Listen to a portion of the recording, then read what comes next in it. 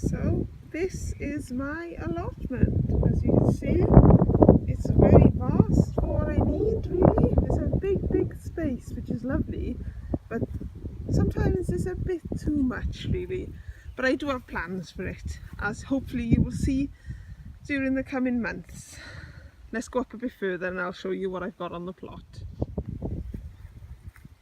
So here we are on the bit that, well, I have to be honest, my father turned most of this over in his various visits. So here we have a beetroot, nice little crop of beetroot. As you saw, I've also got some more beetroot growing for a second batch, which I'll put on when they've grown a bit more in the greenhouse, and they'll go over there on that little bit over there with the leeks. So here we have sunflower. Here's my atrocious attempt at peas this year. I have had some peas off here. I had a nice little crop the other day, and there are some peas. Oh look, a little bee there, or some kind of insect hopefully pollinated everything. So I have had some peas off them and they were delicious, but for some reason they just didn't grow up the netting. So better luck next time. I think maybe they got attacked by birds or something, so maybe some form of protection. It's another sunflower plant. And here are my borlotti beans. It's quite hard for me to see this camera in the light. And further down we have some runner beans, which are just getting going. Some did take, some didn't take, so I have planted some more seeds over here. I think that's one poking its head through. There's another poking its head through. So I might fill in the gaps, but I think probably there's me, my husband, Griff and Anwen, so what we've got off here will probably be enough for runner beans, as Griff doesn't eat anything green anyway. Over here we have some celery, which I sort of probably left it in the modules a bit long, and so I'm not holding out much hope really for the celery. And over here we have some sweet corn with the green beans growing in between, because the nitrogen from the beans will help the sweet corn in theory. So we'll just have to wait and see how that goes. And here we have, of course, courgettes, because what would an allotment be without courgettes? And there is my first courgette, which I'm very excited about, because I came over last night. I've been away for a couple of days. I came over and I spotted that courgette and I was like, yes, at least I can grow courgettes. And after the courgettes we have tomatoes, the same cordons that I showed you in the tubs over at the front of my house. So as you can see, they're growing quite nicely. Got a couple of flowers on them. This one has quite a lot on there, so hopefully we've got a nice little crop. These are Gardener's Delight, which I bought from a supermarket. I didn't grow from seed. I wasn't planning on growing any cordons this year.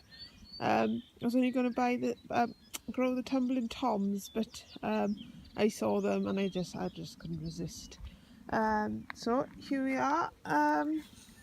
There is the pumpkin patch. I have 4 pumpkins, which I have mulched with grass clippings, and as you can see, that one over there was planted a little bit later than the other 3, and this one over here hasn't long been mulched, and you can see the difference really between the mulching and the not mulching. So there is a lot to be said for mulching, I'll give you that. And on this one there is an actual pumpkin, and these will be the Halloween pumpkins then, which I've grown for the children, so they can carve their own pumpkin.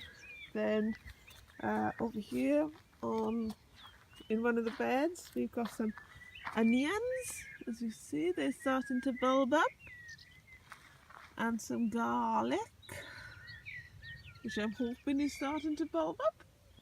And here we have some broad beans which are ready for picking, so it's very exciting. I like a broad bean every now and again. And I put in this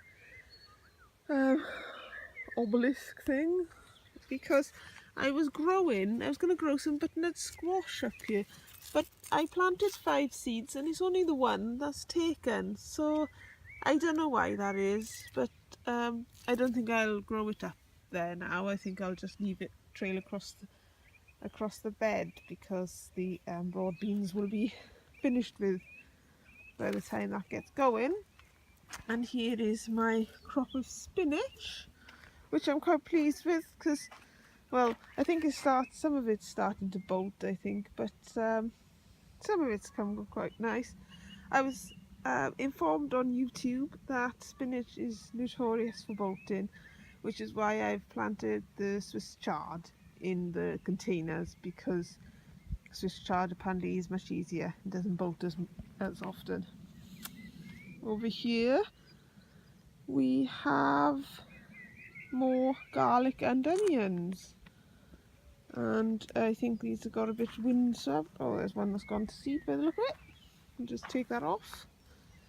There we are. Right. Yeah, these are a bit windswept, and as you can see, more broad beans that need harvesting there.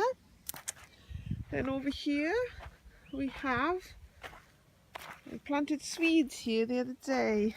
I planted them 3 per row. I think there's about 6 in there, and there's some other seeds, Swede seeds, that I've planted in here. And there we are, we can see that they've grown in a little cluster of 3 just at the bottom here. So I'm quite pleased with that. Need to thin them out now. Also here we have more celery, as I planted far too much celery. And here is my purple sprouting broccoli for the winter, and got 2 lots of that. And there might be an old cabbage or cauliflower in there somewhere as well. It seems to have shot up really. And over here there's some kale, cauliflower and cabbage. That's growing quite nice as well.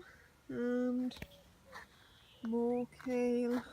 And there we have some sprouts intermingled with collie and cabbage.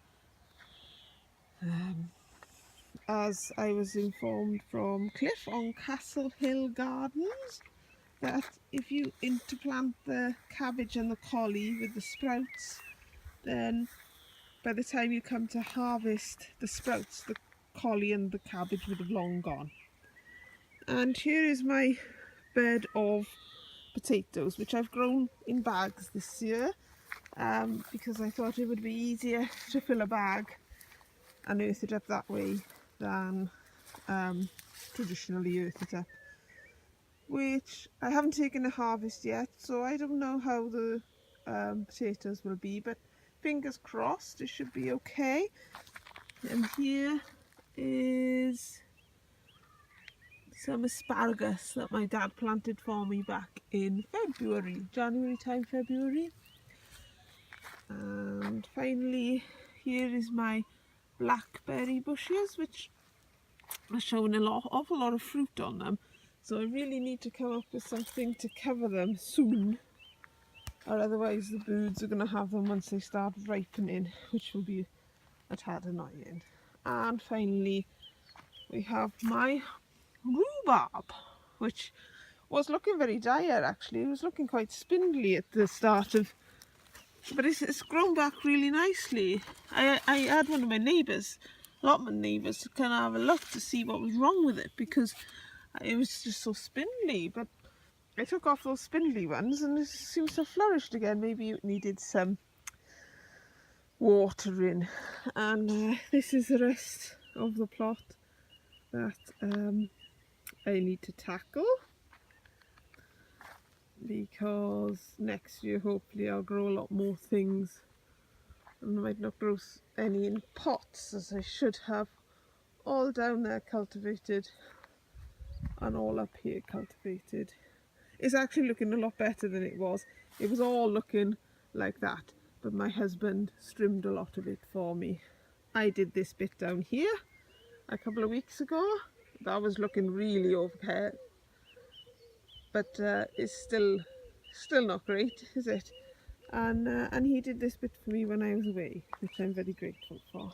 So lots to be doing, lots to be doing. Well, I hope you enjoyed the tour of my allotment. Any advice or comments that you can give me, please write below in the comment section.